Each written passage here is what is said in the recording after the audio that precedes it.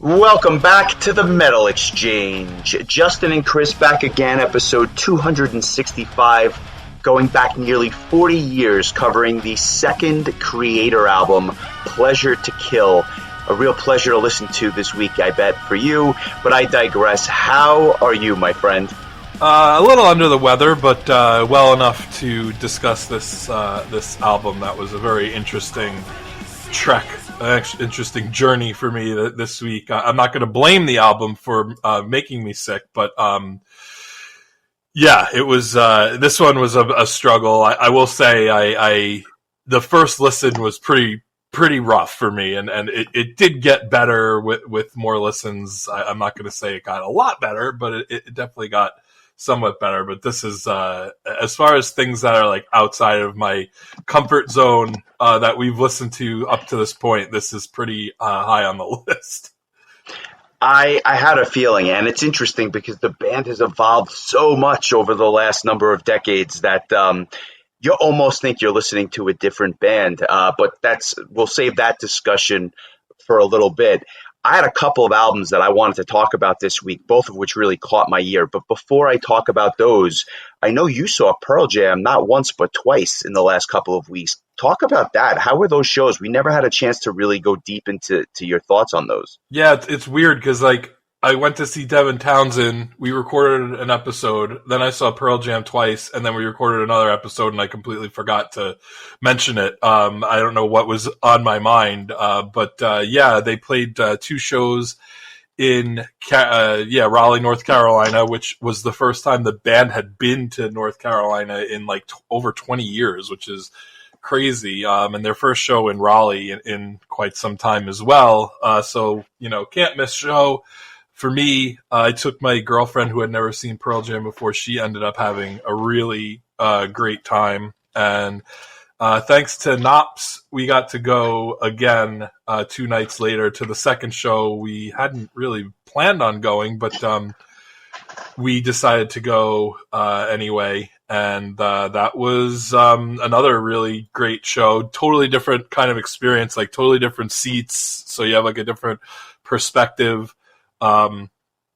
Nice mix of songs. I'd probably say over the course of the two shows, we probably heard 40 different songs, I would say, altogether. I think I enjoyed the set list of the first show better, just for my own personal tastes. The encore included Smile and Satan's Bed and Unthought Known, which are some of my favorite songs. But when it comes to this band, getting the perfect set list, I think really just depends on what your favorite songs are and them happening to play them. Cause for instance, I love hearing Jeremy live. But Even Flow I could do with never hearing again. I have a tracker app that I've put every show I've been to, which is now 15. And there's one song I've seen at all 15 shows, and it's been Alive. All 15 shows. Close second, Do the Evolution I've seen at 14 of 15 shows. Wow. That's crazy. Are there a handful of songs that you haven't seen that that are at the top of your list, or is it stuff that they don't play much at all, so it would be almost lucky if you did? That's a great question. Yeah, there's definitely songs I've never heard them play live.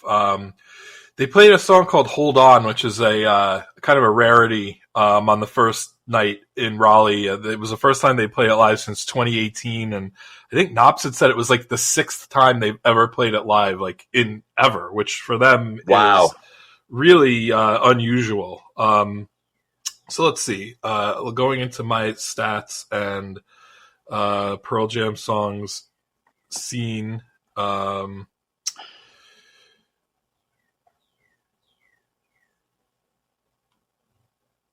These are the ones I've actually seen, not the ones I haven't seen. So I'll pull it up in a minute. I don't want to waste time, but are there songs you and most people have been to less Pearl Jam shows than I have. Are there songs that you've never seen that you would have liked to see at some point by the band? Yeah, that's a great question. I mean, the answer is yes. I've only seen them, quote unquote, only seen them, what, like 3 or 4 times live. So for me, it's a different calculation just because the exposure to the set lists have been very, very different. And so I think that twice I saw them, they did like greatest hits, quote unquote, set lists where they basically didn't pull out a lot of rarities. And then the other 2 times they played a nice mix of stuff that I never thought I would hear. So yeah, I think if I went through the list, I'm sure I could come up with a set list just of songs that I never heard that would be put up in like a nice 2 and a 2.5 hour set list. But I think that's part of the appeal. It's almost like what Dream Theater used to do on their tours, where like you would literally go to a show and really have no idea what they were playing. And they did that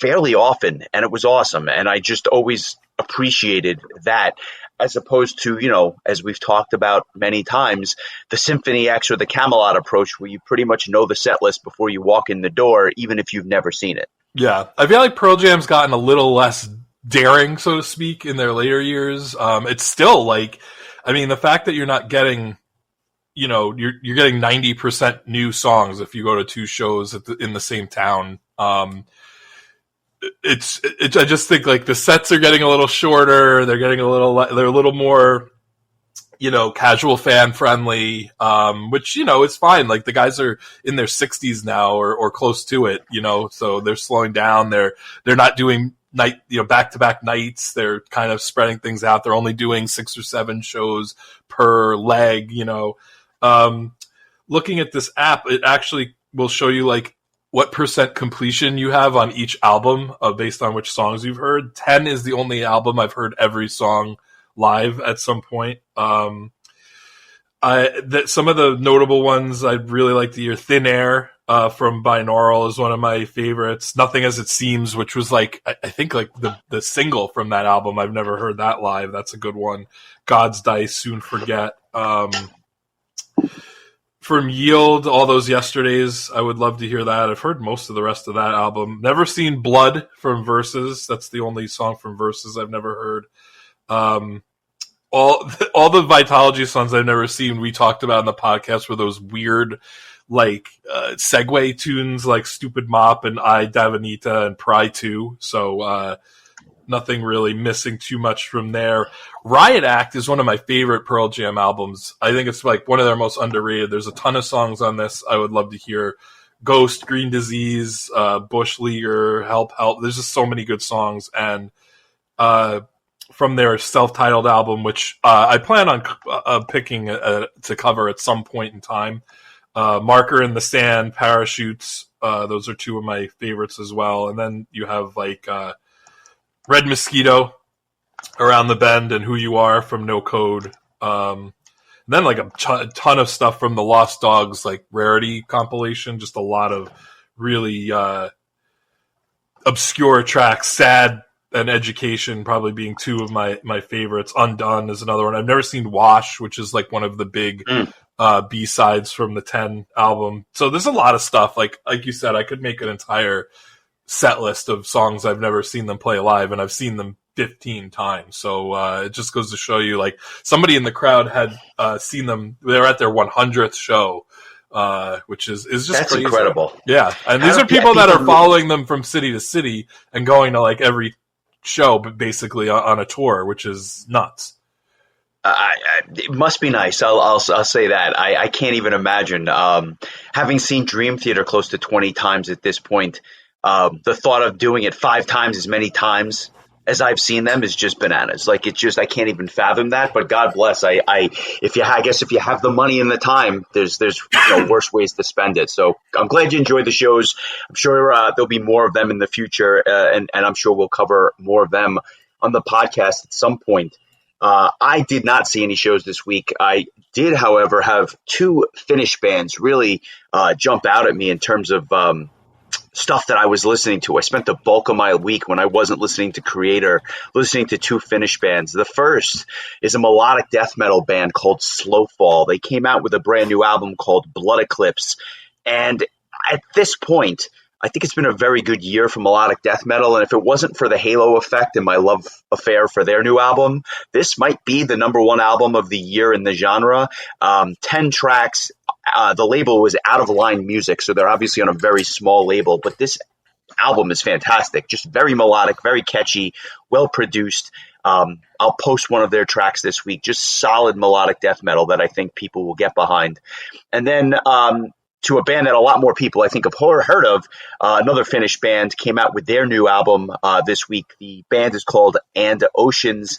The album is called The Regeneration Itinerary, came out on Season of Mist Records. And this is like symphonic black metal, a lot of harsh, basically all harsh vocals all over the place, almost like a black metal version of Neabla Scaris or something like that. But a band that's been on my radar for some time, so it was an album that definitely need repeated listens for. It's not something you're going to digest in one listen just because it's kind of all over the place, but definitely enjoyable. And the rest of the time I was kind of trying to digest this Kreator album because as we segue into this release, Pleasure to Kill came out, like I said, November of 1986, almost 40 years ago.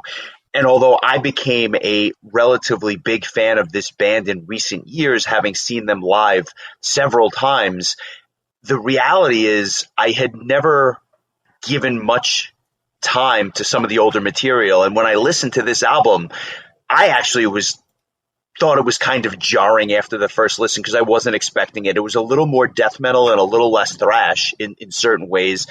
And also, it's just it lacks some of the polish that they've put on the last 5, 6, 7, 8 albums or whatever it is. And for that reason, it was just not what I expected. It was just very raw, not really well produced. And I listened to the remastered version. So like I was going with the better quality sound on this one, and it still was just kind of a wall of sound in many ways. How familiar are you with Kreator, and how familiar were you with this album? I have to think you've never heard a song from it. No, I don't think I had. I was more familiar with their like current sound. Their last album or two, I actually kind of dug. It did a nice job of taking the thrash sound and giving it a little bit more of a melodic, almost power metal feel to it, while maintaining the kind of like thrash bass. So it was kind of easy for me to get into. So this was like, I was kind of expecting this to be a little less intense. And like, I mean, just like right from, and the part that really cracks me up about it is that like, the album starts with an intro that like really kind of puts you in a very false sense of security, because what follows is just nothing even close to what the intro kind of is promising in a lot of ways. And so like it's almost like an intro that you'd get on like a Sabotage record or something like that, and then all of a sudden like all hell breaks loose. So like that really made it all the more jarring when the riffage kicks in. So yeah, this was like the first time I listened to it, I was just like, oh my God, this is going to be a long week. And I think I even reached out to you and was just like, I think I literally said like, this Kreator album is awful, were my exact words. And I don't know that I necessarily feel that way now, but I mean, it was rough. Like this is not this kind of like raw, aggressive, intense kind of like thrash meets death metal is really not like my favorite genre, but there were things that I was able to appreciate about it. But I would imagine that at the end of the day, this was probably something you enjoyed more than I did. Yeah, I definitely did, but it is not an album without fault, and I wanted to cover it for many reasons, but not least of which it was kind of the heyday of thrash metal, right? It's 1986. Metallica has come out with Master of Puppets. Peace Sells, But Who's Buying by Megadeth has come out. Slayer has kind of hit their stride as a thrash metal titan. And, obviously we've covered a couple of Anthrax albums now in the archives, but at the same time, we've never done the German or the European side of thrash, because you had bands like Kreator and Destruction and Sodom that were just like kind of doing their own thing over there, which was widely regarded and kind of an underground sensation in many ways. And so I thought it would be great to cover this. My only exposure to the album prior to this week was probably hearing about half of the tracks live. And they are a phenomenal live band. And I can't say that enough. They're one of my favorite bands to see live. That's how good they are. But when you hear them in a live setting, even these older tracks almost have that new polish and new production behind them. So they're really, really good. Whereas when I listened to this album in its entirety for the first time, I was shocked at how raw it was. It was jarring to me, and I know the band and I knew half the songs, so it was kind of really surprising to me. But then as I got into it, the album in many ways was a journey, and I'm glad you brought up the introduction because Choir of the Damned is this like minute and 40 or minute and 40-ish intro, which A, doesn't have a choir, B, is kind of a tale of two songs in and of itself, right? It starts with this ominous sounding guitar, very haunting, very catchy, very intriguing. And then by comparison, the second half of the song is almost hopeful or happy in the sense that it's like by far the most upbeat sound on the entire album. And so when you hear that, you think it's going to go into something like, I don't know, relatively upbeat. And it actually goes into the heaviest, dirtiest, angriest song on the album, and by far the most difficult song for me to get into, which is interesting because I like heavy music, but Ripping Corpse is just so heavy and brutal right out of the gate.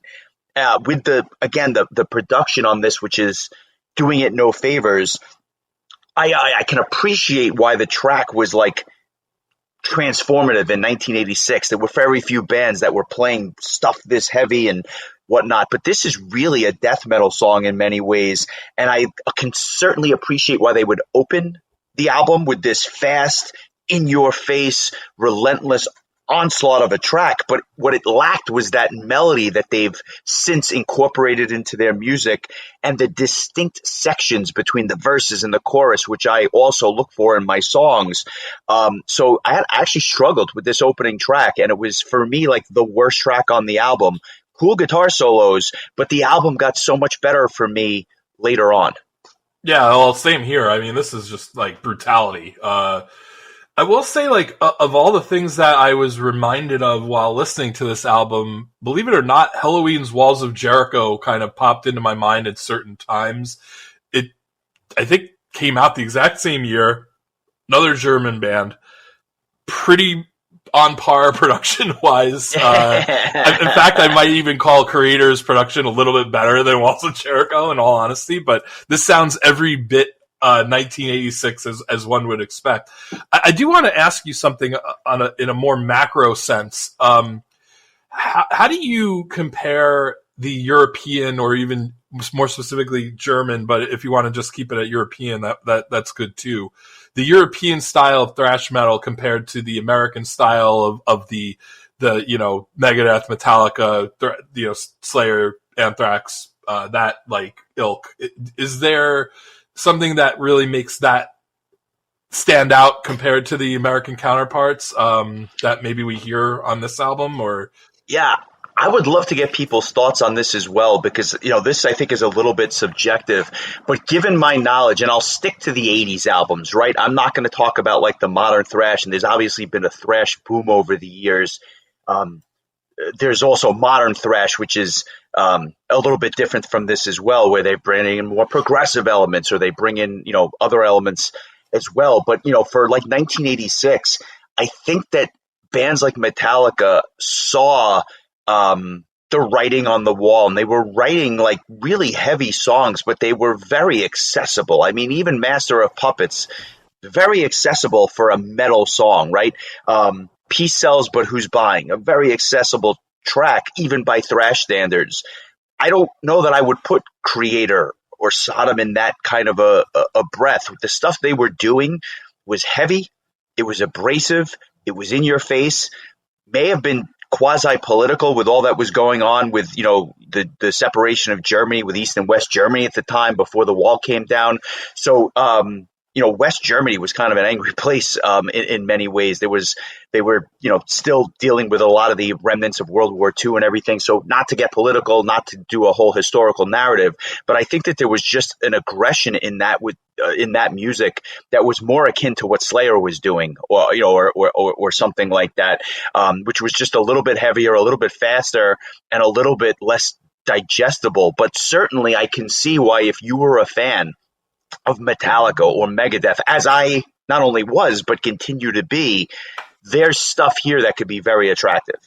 It makes sense to me. I would say, based on the stuff that we've already talked about, like, I had a harder time with the early Anthrax album, the Slayer album, Rain and Blood that we talked about, like those albums compared to, a Rust in Peace or a Ride the Lightning, which are two albums we discussed in full. Like, it's really, and I think I even mentioned this as far back as that first Anthrax album we talked about. The lack of melodies is where thrash kind of loses me. It's when they combine those melodies with the thrashy and the heaviness that Metallica and Megadeth in the 80s were just doing so well. Like, that really was how I enjoyed thrash music the most. Like Rust in Peace, I think, was an album I wasn't super familiar with when we covered it, and I think I gave it a 9 or a higher, which is, like, for an album I'm not familiar with, that's a huge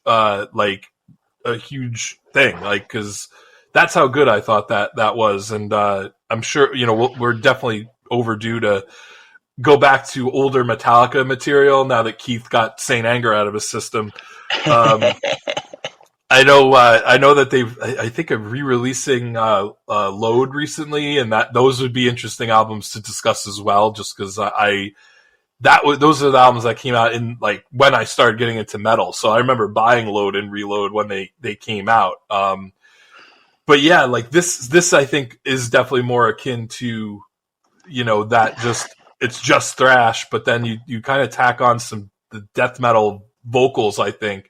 And it's just like, without those melodies that you hear in the newer Kreator stuff that I really like, I'm kind of at a loss. And I can appreciate, like, there were different times, and you've mentioned it before too, about being in a certain mood when you listen to something. Like, this is the sort of thing where if I'm if I'm already stressed out or a little, like, anxious, this is the last thing I need to be listening to. But, like, if I'm, like, kind of a little bit angry and I need to, like, blow off steam, there were times, I'm not going to lie, like, I didn't love this album, but there were times that my foot was tapping with the music. There's something very primal about it. So, like, I definitely I see what the appeal is. It's just, this is something that, like, I don't know that I would reach for it on the regular, just because it's just so, like, not, like, when I need a pick-me-up, I always go to, like, happy power metal, and this is, like, pretty much is the opposite. The only thing it has in common is the instruments, basically. Well, to your point, I do not only appreciate, but I agree with you. There are times that this album is a better listen than others just because of the mood, right? And if you're at the gym or you're looking for something angry, this scratches the itch. And I should note before we go any further, 3 guys, really. 2 founding members, Millie Petroza, the guitar player and vocalist extraordinaire, but he only sings vocals on half of the tracks. Ventnor on drums, who's been with the band since their inception as well, and Rob Fioretti on bass. Rob Fioretti is no longer in the band. Interesting, though, because he was there for about 10 years from the very beginning up until about 92, and then he would leave the band. But it's really 3 guys, and when you think about it, it's amazing because that wall of sound sounds like there's 5 or 6 guys that are playing with, like, at least 2, if not 3 guitar players.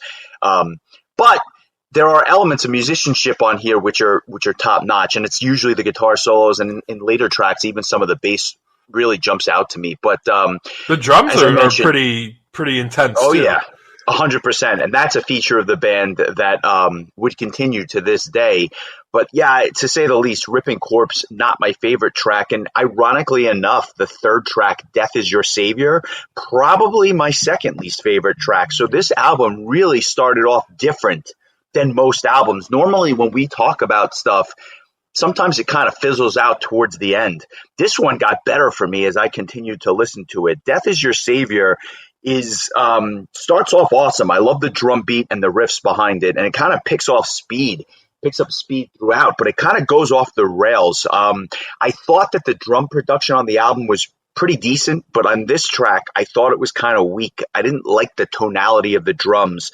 The vocals, I'll just say I think I prefer Millie's vocals, which he does not sing on this track. But at the same time, I think that just in general, Kreator's vocals have gotten better over the years, almost like Kai Hansen's vocals got much better after Walls of Jericho. And by the time he was fronting Gamma Ray, he was a pretty good singer. This particular track had real Slayer vibes for me, just arguably make more chaotic. The one thing I liked about it more than the ripping corpse was the fact that there were at least discernible sections to this song. So I thought it made for a better track than the opener, but not my song of the week by any means. Yeah, I'm kind of with you on this one. I think I liked it slightly better than Ripping Corpse, but not a ton more. I think there's better tracks to come. I feel like the vocals on this one, this would be Venter. It's almost like a death metal version of Lemmy in a lot of ways. That's kind of what I hear. And it's funny you mention that because there's one or two tracks we get deeper into this that remind me so much of Motorhead that we'll talk about those later. But I'm glad you picked up on that because I completely agree with you. But for my money, when we start getting to tracks like Pleasure to Kill, now I'm starting to get to stuff that I really enjoy. And this album gets markedly better with this track. Pleasure to Kill is actually my song of the week. So I'm going to put that out there right now. Let's give it a listen, and then I'll kind of explain why I like this tune so much. Here's Kreator's Pleasure to Kill.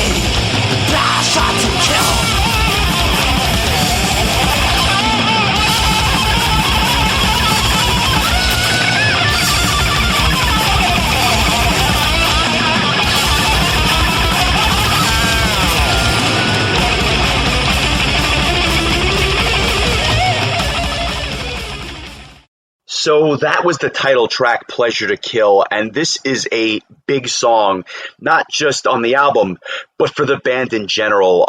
Multiple times I've seen them, and they often, if not always, close their set with this song. It is, the drum fills are so good on this song, despite the production, that I absolutely love it. I think the riffs are great. The vocals actually fit the music perfectly, and the chorus is really melodic, especially by comparison to some of the other tracks. And again, I know that they're repeating the name of the song, but it's very, very melodic. It's the song that you just want to bang your head to the entire way through, and the guitar solos are really, really tight. I actually, one of the things that stood out to me is how the first verse just kind of slows down a bit afterwards before that like big finish. That first verse after the instrumental section. Really good stuff, good song, and I can see why it's stalwart in their catalog. I actually toyed with making this song of the week also. I just love the way that it starts. That opening drum fill is great. Like it just kind of gives you like this little bit of a different way to, instead of opening a song with just like blistering guitar riffs, instead you have a little drum fill. Whereas the previous track was giving me Lemmy vibes on vocals, now I'm getting Kai Hansen vibes on vocals. Yes. But like, you know, like scary Kai Hansen or scarier if you're already scared of Kai Hansen. I'm not sure why you would be, but this was one of the songs I think that kind of gave me. I wonder if this band had any influence on Halloween when they were recording some of that earlier stuff where it had more of a thrashiness and a speed metal vibe than a classic power metal vibe that they were going to basically kind of create with the Keeper albums. This is definitely a little bit more intense, but like just that really kind of fast, thrashy guitar sound with this track, I think so far is showing the most amount of melodicness of any of the tracks we've heard thus far. So we're definitely heading in the right direction. Those first two tracks were really brutal. Like if the whole album was just like that, this could have possibly been like an all-time low score for me. So I like that, at least with this. It took a little time, but like I can at least appreciate this. And again, it's one of those things where I think I probably would like it better in a live setting, like you said, with like the benefit of modern production and instrumentation and mixing and stuff.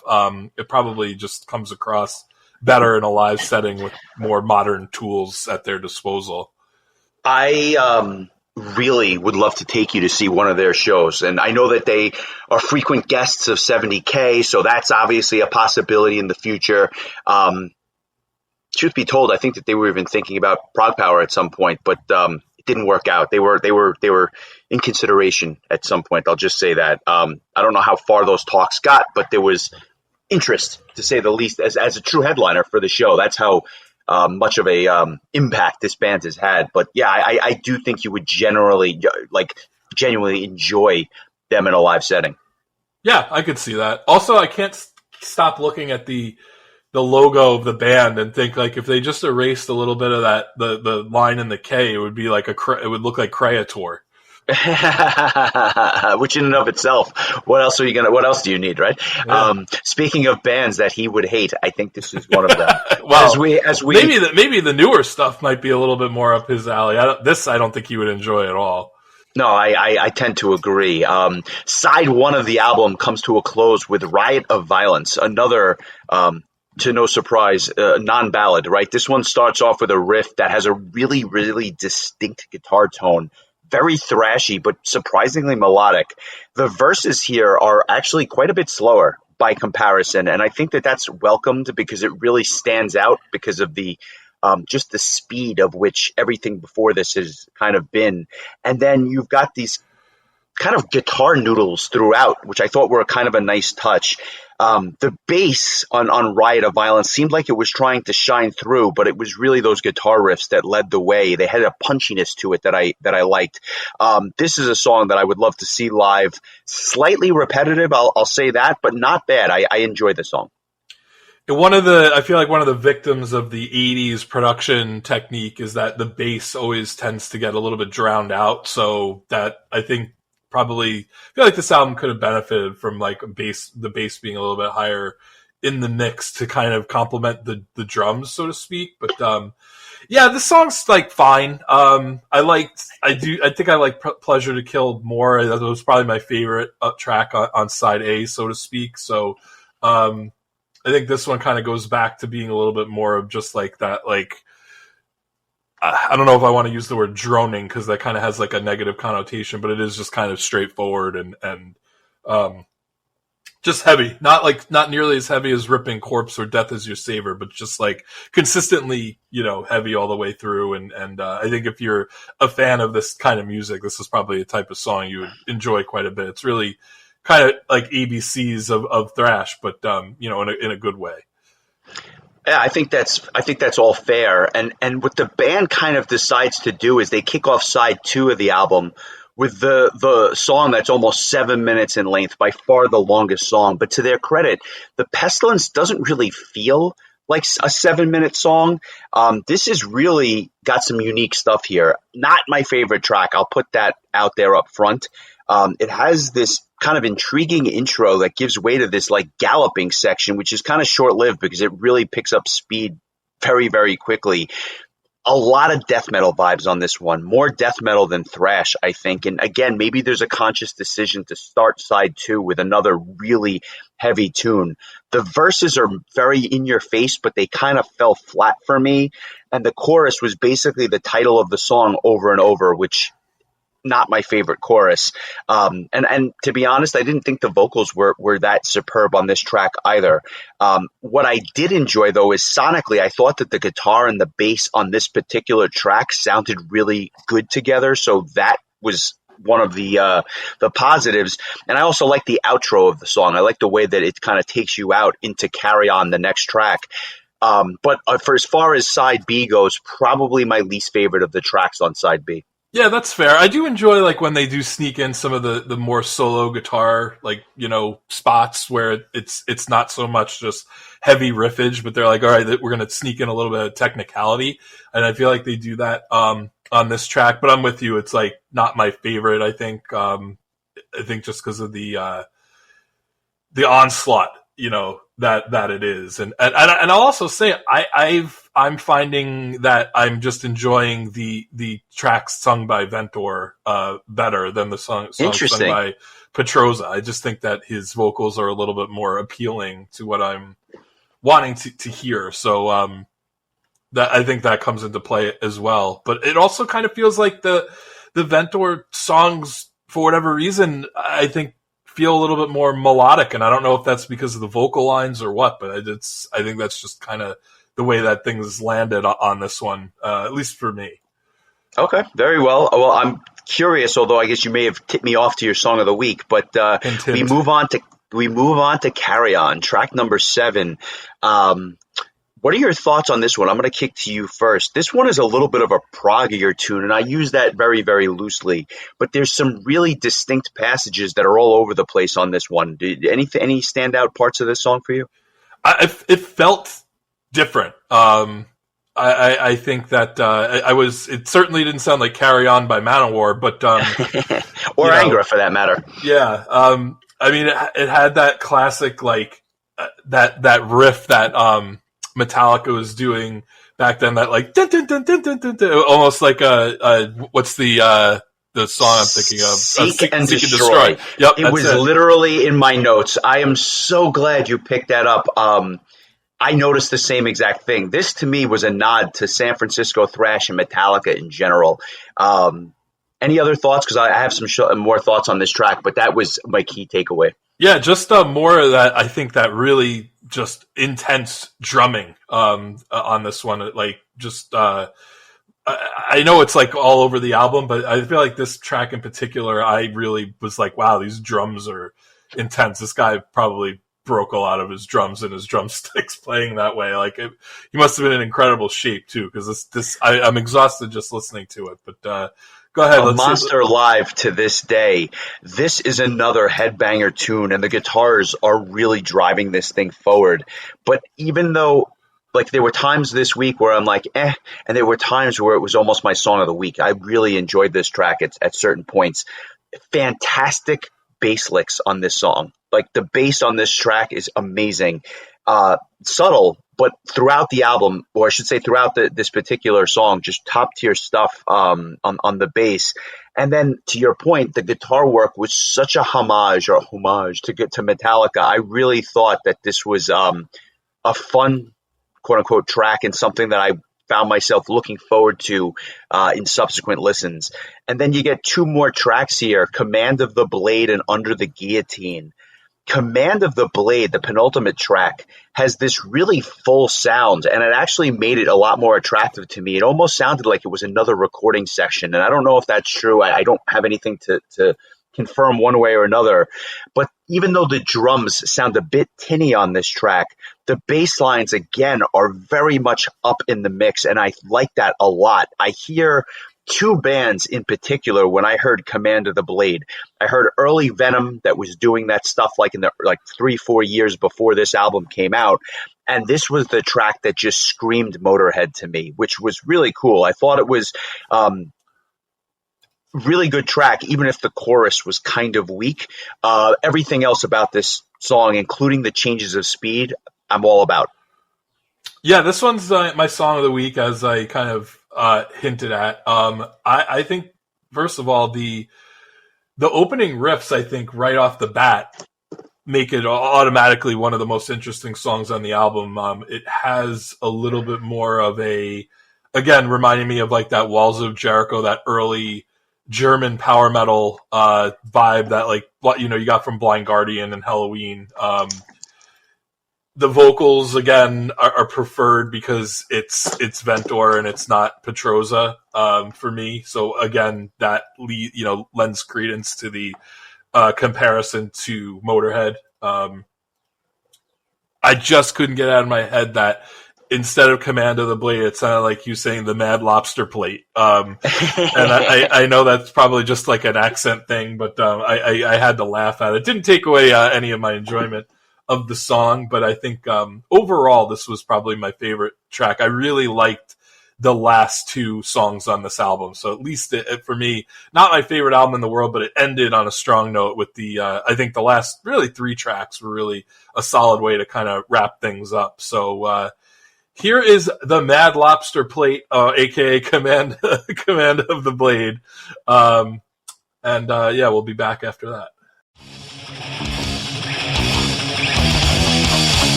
As you walk on the lap, with his blood of steel, coming to take you, he's in the bells of snap. He's lost in the water, he's coming to break you, flesh and bones, scared to scream, scared to cry. Await your fate, no one will take you, death to die. Voice of the king, mission to kill, death to all, his aim is to give you command of the blade. When you fall, his mission's complete, he's gonna get you.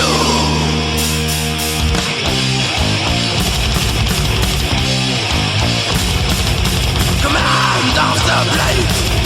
Command of the Blade! Command of the Blade! Command of the Blade!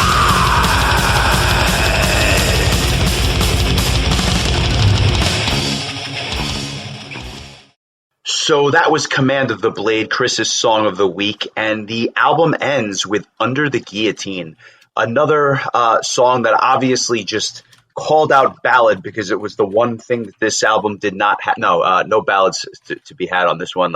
This was very much more of the same, and not in a bad way, just more of the same. This is a good song, fast paced, but the vocals are slightly slower and actually helped me discern the lyrics a little bit more. It wasn't just this verbal onslaught, but it was a little bit slower in terms of the vocal lines. I thought the verses were a little bit bland. The chorus was repetitive. I don't know that the songwriting had just gotten to the point where it would ultimately get to decades later, but at the same time, you can see on a track like this how it was paving the way for not only what death metal would become, but also for what thrash would become in the late 80s and beyond. So a solid way to end the album. No surprises, to say the least.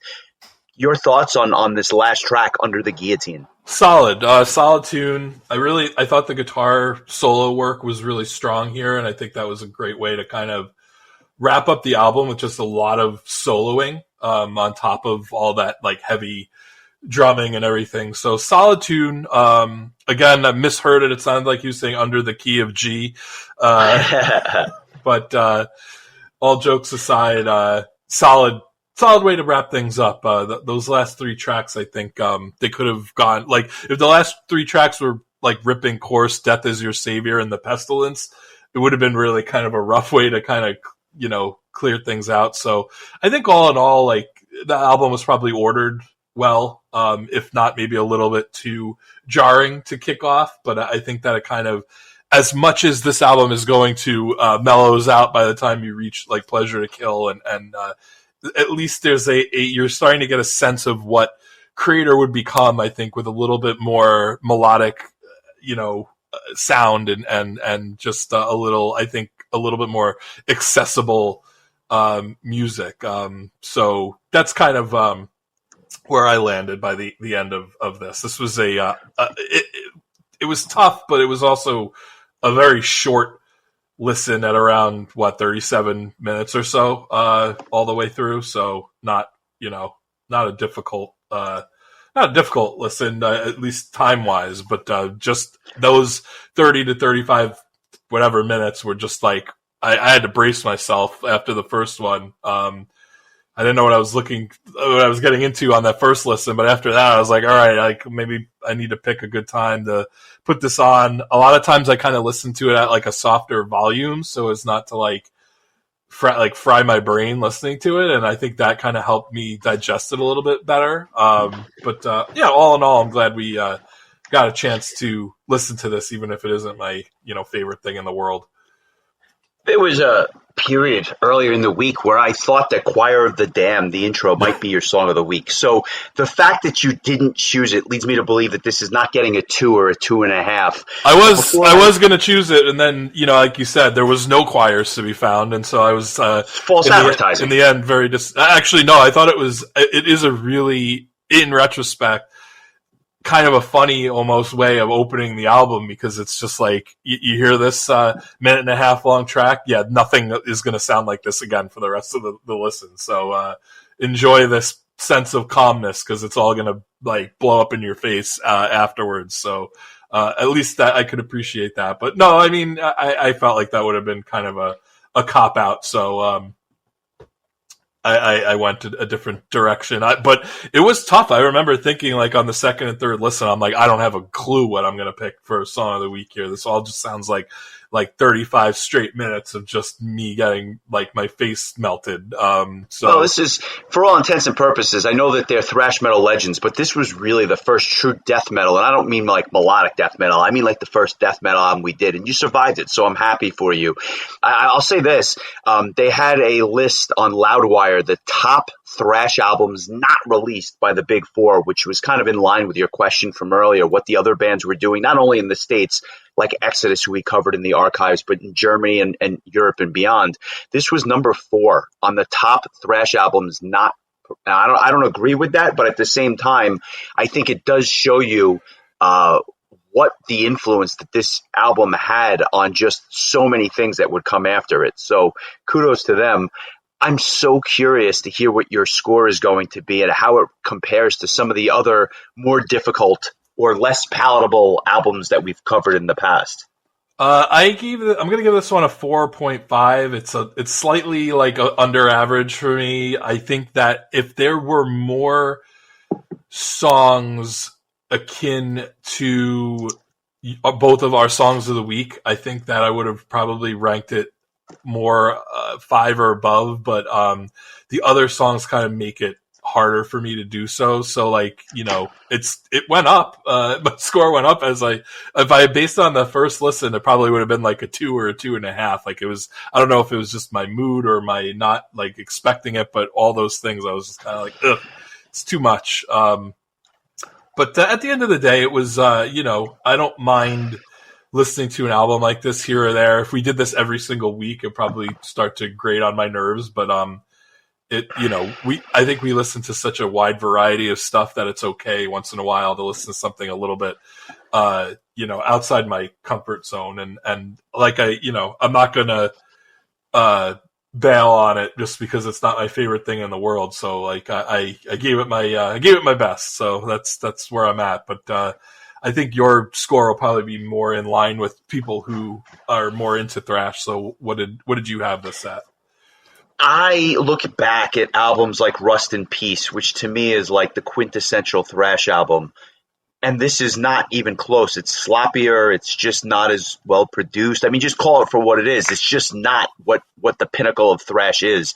I definitely have a higher score than you do. I have value when I listen to this. I see a lot of it's above average just because of the impact and everything else, but it's not my favorite thrash album. So for me, it's a 6.5, a solid thrash release. And honestly, if I had the benefit of hindsight and I took nostalgia into it, the score would be different as well. But the reality is it's a solid thrash album that the band would build on immensely. But if we were to cover one of the more modern, we'll say one of the last 5 Kreator discs, I think it would be better than this. Just generally speaking, the songs they've written over the last 10 or 12 years are really, really good. So I look forward to covering one of their modern albums.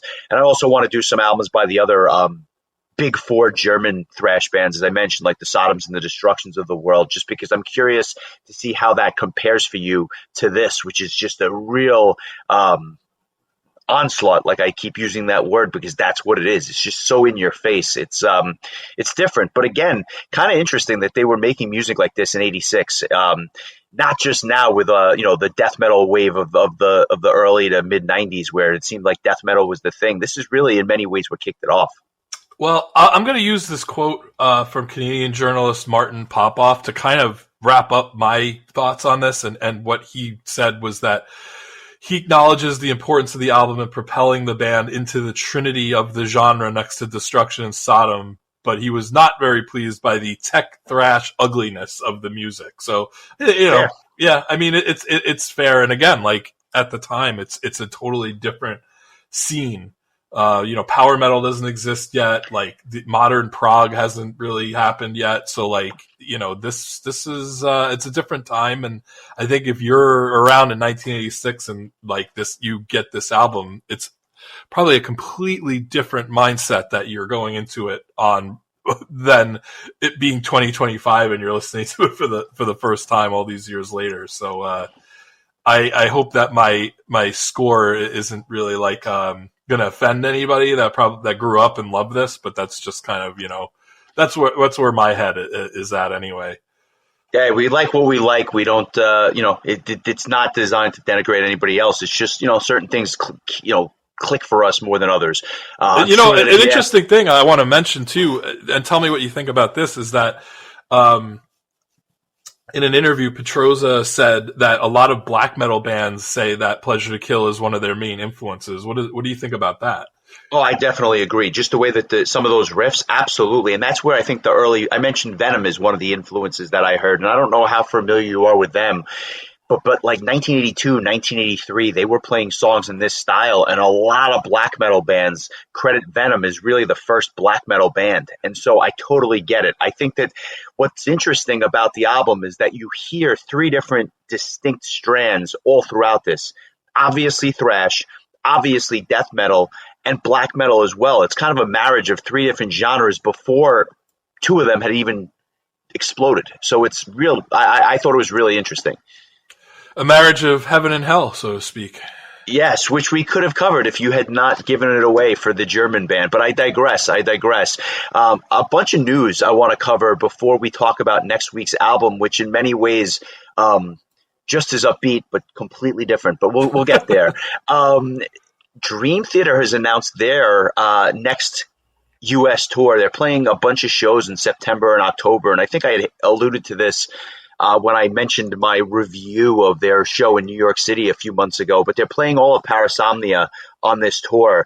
Starts off in Reading, Pennsylvania on September the 5th. It ends here in Long Island on October 25th, and I thought it was noteworthy because they're playing the Nassau Coliseum, which is an arena that holds like 10,000 people. I don't think they're going to get 10,000 people, but I think they probably expect to get 5 or 6 in there, which is a pretty big show and a big venue for a band like this still in the States.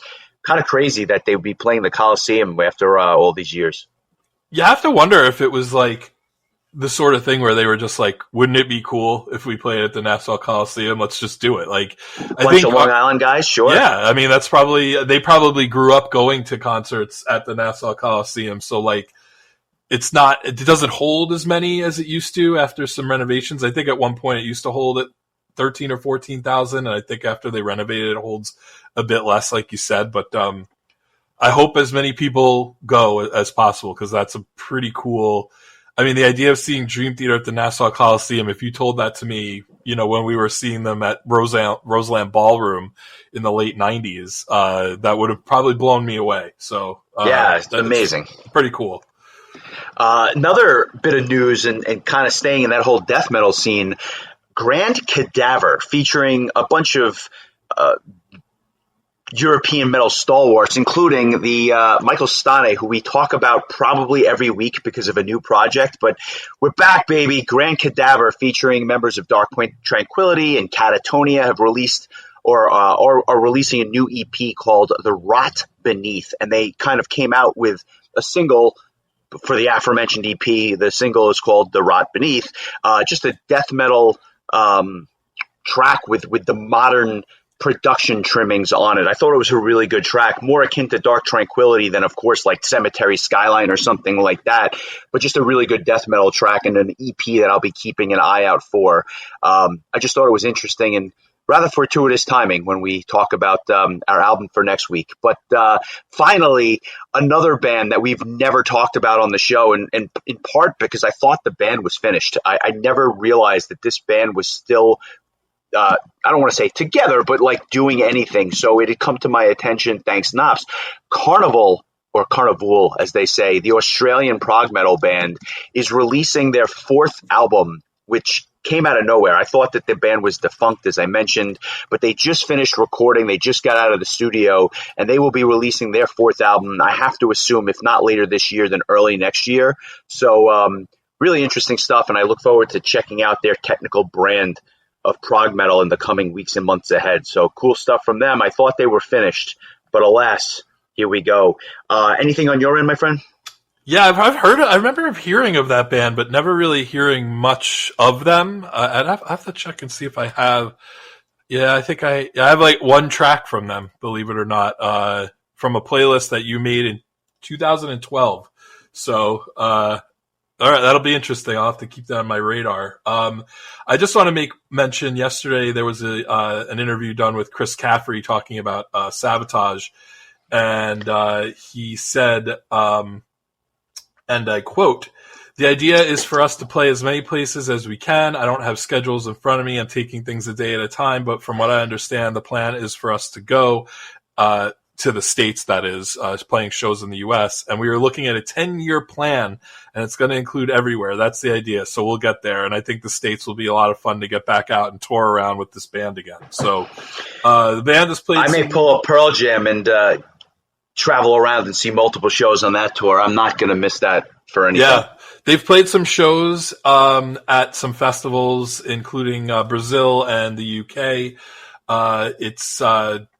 Caffrey, Johnny Lee Middleton, Al Pitrelli, Jeff Plate, and Zach Stevens. I'd like to believe that John Oliva, when health permitting, will rejoin the band, but at least they're kind of getting the ball rolling. I'm kind of holding off and hoping that by the time I do get to see them, it'll be in this country and it'll be with John.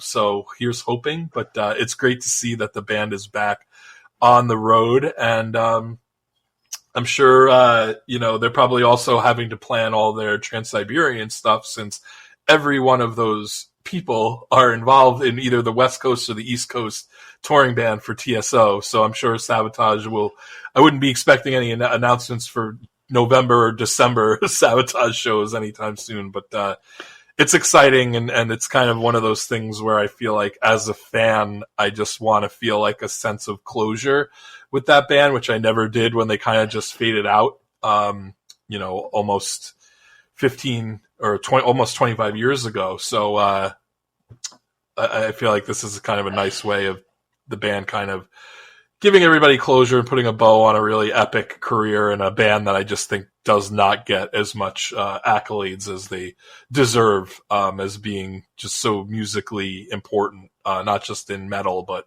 music in general. So.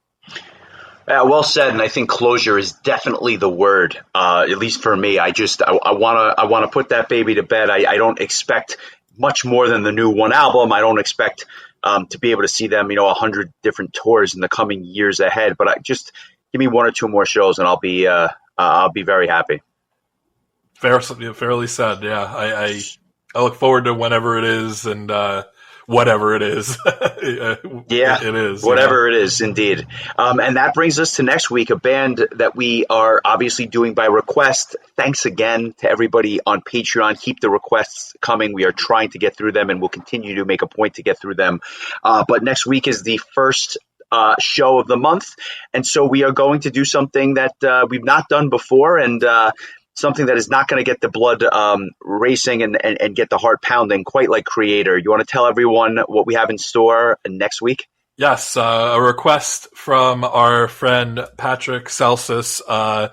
He has asked us to cover Catatonia, which he, in his interminable way, couldn't believe that we had never discussed this band on the podcast in long form. And he is definitely much more of a fan than I am, so I'm glad that he was the one to pick the album. I don't even know where I'd be able to start. This is one of those bands that has so many albums that like it's overwhelming to me. I think I just basically just started picking up like whatever their newer albums were, and I've not really gone back and checked out the back catalog due to the size of it. But the band is Catatonia. And the album is Dead End Kings, and kind of as an addendum to that, we are going to also listen to the Dethroned and Uncrowned album that was released the following year. Dead End Kings was released in 2012. 2013, they made a acoustic version of this album. So we'll listen to both and kind of draw some contrasts and things that are similarities between the two, but that is going to be our request for June. Yeah, very well, very well. I look forward to that. This is a really interesting band for a lot of reasons. One of those bands that has completely transformed their sound over the years, almost like an anathema, with starting with their death metal stuff and then going to more of the prog rock. Couldn't find two genres that are further apart, but they have found a way, and in many ways Catatonia has done the same thing. But we'll talk about that and more next week on the podcast. Thanks again. If you like what you hear, give us a like and a follow. It helps other people find the show, and consider joining the Patreon. It really does help the show continue. So thank you to all of you. Any other final thoughts, or shall we resume again next week when we talk about Dead End Kings? No, let's get the hell out of here before the feed drops off again. Have a good one, my friend. Talk soon. See you, buddy.